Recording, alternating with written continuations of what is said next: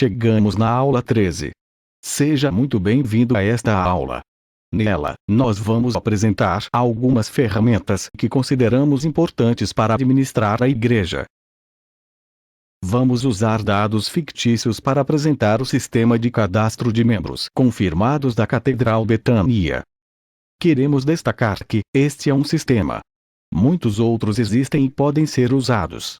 Estaremos apresentando o da Igreja Cristã Episcopal, apenas para mostrar a importância de conhecer os membros confirmados da igreja e poder localizá-los.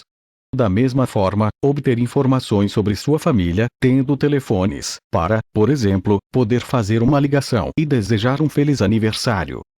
Na entrada do sistema, você já percebe a necessidade de um usuário e senha. Isto é um requisito que irá garantir que apenas as pessoas autorizadas terão acesso às informações dos membros confirmados e cadastrados no sistema. Após ser reconhecido como alguém que tem acesso ao sistema, chegamos a um menu de opções. Aqui encontramos as opções de cadastro e de relatórios. Observe que a partir desta tela, podemos fazer a inclusão de um novo membro. Podemos alterar dados como endereço, telefone, etc. Podemos consultar os dados, excluir dados ou mesmo realizar os cadastros auxiliares. Por exemplo, dos nomes de ministérios ou cidades. Nesta mesma tela, temos opções de relatórios. Por exemplo, membros que moram em determinado bairro. Membros que possuem menos de 25 anos. Aniversariantes da semana, etc. Vamos dar um exemplo de como cadastrar um novo membro. Observe que o sistema permite a inclusão do nome e escolha de uma fotografia. Estes são os primeiros dados que irão compor o cadastro deste membro. Agora, estamos realmente na tela de cadastro dos dados do membro confirmado. Observe que aqui encontramos dados de endereço, data de nascimento, data da confirmação, através de qual ministério este membro chegou à igreja. Se casado, podemos incluir dados do cônjuge como nome, data de casamento, telefones, e-mail. Se é batizado e em que data. Sua profissão. Endereço completo. Dados de filiação e dados sobre os filhos. Após preencher e enviar os dados, o sistema informa a inclusão, e, ainda na mesma janela, temos como incluir ministérios. Isto quer dizer que podemos associar o membro confirmado a ministérios que ele participa. Observe que temos o conjunto de ministérios nesta nova janela. Aqui, é possível identificar se o membro já fez, isto quer dizer, já realizou esta atividade. Se ele serve trabalhando neste ministério, ou se ele lidera um ministério. Observe que é possível associar tantos ministérios quanto sejam necessários ao cadastro deste membro confirmado. Voltando a um menu de opções, temos a opção de alterar, que irá permitir alterar os dados que incluímos no cadastro. De forma semelhante, temos a opção de consulta, que nos permitirá ter acesso aos dados do membro cadastrado. Também a opção de exclusão. Não estaremos acessando estas opções porque cremos que você já entendeu como funcionam. Então vamos selecionar a opção de relatório para conhecer os aniversariantes de uma semana.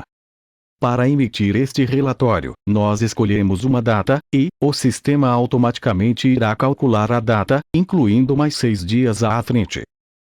Observe que o sistema irá emitir o relatório por ordem da data de aniversário, com nome, número de telefone fixo e número do celular. Este relatório pode ser copiado quando marcamos com o mouse do computador, e colado no boletim de notícias da igreja. Agora que já sabemos da possibilidade de ter uma ferramenta de gestão para cadastro dos membros confirmados da igreja, vamos conhecer uma outra ferramenta. Desta feita, queremos apresentar um sistema para controle financeiro e contábil da paróquia. Também iremos usar o sistema desenvolvido para a Catedral Betânia. Fizemos o acesso por meio de usuário e senha e já vamos apresentar a partir da sua primeira tela de opções. Neste sistema, todo o valor gasto ou recebido pela paróquia é lançado no sistema, inclusive com a numeração ou referência dos documentos que são encaminhados para a contabilidade. Observe que já na primeira tela temos uma barra de opções. O primeiro ícone, que está denominado lançamento, é o ícone onde podemos escolher opções relacionadas aos pagamentos e recebimentos. Observe que ao acionar esta opção, surge um submenu que permitirá incluir uma nova movimentação, lançando seus dados. Aqui também temos as opções de alterar um lançamento, consultar ou excluir lançamentos. Então vamos escolher a opção incluir lançamento. Veja que ao escolher esta opção, uma nova janela foi aberta com o título Criando lançamento. Aqui, vamos incluir a data de vencimento. Por exemplo, se for uma conta de energia, iremos incluir a data em que a mesma deverá ser paga. Em seguida, temos a data de liquidação. Esta é a data onde se informa a data na qual a conta efetivamente foi paga ou recebida. O campo lançamento deverá ser preenchido com a descrição da conta. Por exemplo, se era a conta de energia, deveríamos preencher com conta de energia elétrica. Em seguida temos o campo tipo de documento. Ali, vamos preencher com cheque, dinheiro, título ou outro documento que criamos no cadastro de documentos, que se encontra na opção Configurações da primeira tela. Em seguida temos o campo valor, onde deve ser incluído o valor pago ou recebido e depois o centro de custo. Observe que a tela se encontra dividida e do seu lado esquerdo está uma janela menor com os centros de custo cadastrados. Estes centros de custos são meios para agrupar as despesas, de tal maneira que poderemos gerar um relatório chamado balancete que irá apresentar os valores por grupos que chamamos de centros de custos. A tela de alteração, consulta ou exclusão são semelhantes. Nosso objetivo de aula não é aprender como funciona o sistema, mas entender a necessidade de ferramentas de apoio à administração da paróquia. Assim sendo, vamos adiante com a breve demonstração do sistema. Voltando à janela principal, vemos agora a opção de relatórios. Aqui poderemos emitir o balancete de um determinado mês e ano. Podemos emitir uma lista contendo todos os lançamentos de determinado período ou a relação de centros de custo cadastrados.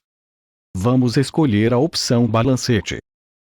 Ao escolher a opção balancete, será solicitado o mês e ano no qual desejamos ter este balancete. Depois de entrar com esses dados, o sistema irá preparar um relatório e apresentar em tela. Eis o balancete. Observe que a primeira coluna contém o código do centro de custo, onde receitas e despesas foram lançadas. Na coluna Histórico, vamos encontrar o histórico ou nome do centro de custo onde as despesas foram agrupadas. Em seguida, os valores. O balancete totaliza as receitas, as despesas e apresenta na última linha o saldo ou diferença entre receitas e despesas. Observe que voltando à tela inicial, temos a opção de incluir, alterar, consultar ou excluir um centro de custo.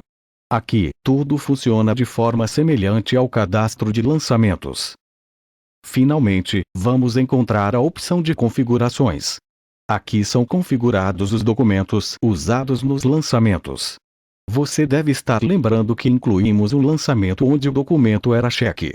Ali, explicamos que poderia ser dinheiro, título ou qualquer outro documento incluído nesta opção do menu de configuração. Queremos lembrar que apresentamos algumas ferramentas capazes de facilitar o trabalho da Secretaria e Tesouraria da Igreja. Não esqueça que estes poderiam ser construídos em planilhas ou editores de texto. É certo que não teriam a elegância e muito menos as facilidades oferecidas por um sistema específico para estas atividades. Não esqueça que a igreja precisa emitir cartas, recibos e outros documentos. Então, é importante que ela possua ferramentas de apoio colaborativo, como o pacote Office contendo Word, Excel e etc. De forma semelhante, os diferentes ministérios podem precisar de sistemas específicos para facilitar suas atividades. Pense em um sistema para apoio aos encontros ministeriais realizados pela igreja, onde se imprime e se distribui a relação de participantes. Estes podem conter as fotos e dados. Assim, qualquer pessoa que no futuro deseje fazer um contato terá como lembrar daquela pessoa e terá em mãos seu número de telefone e endereço. Chegamos ao final da aula 13. Vimos nesta aula a importância de ferramentas de gestão capazes de contribuir com a administração de uma paróquia. Lembre-se que a igreja não precisa transmitir a impressão que é uma instituição jurássica para ser reconhecida como uma entidade eclesiástica. Nesta aula também não teremos questionário. Ela é uma aula muito mais para que você perceba a importância da tecnologia para apoiar as atividades eclesiásticas. Então, vamos à próxima aula.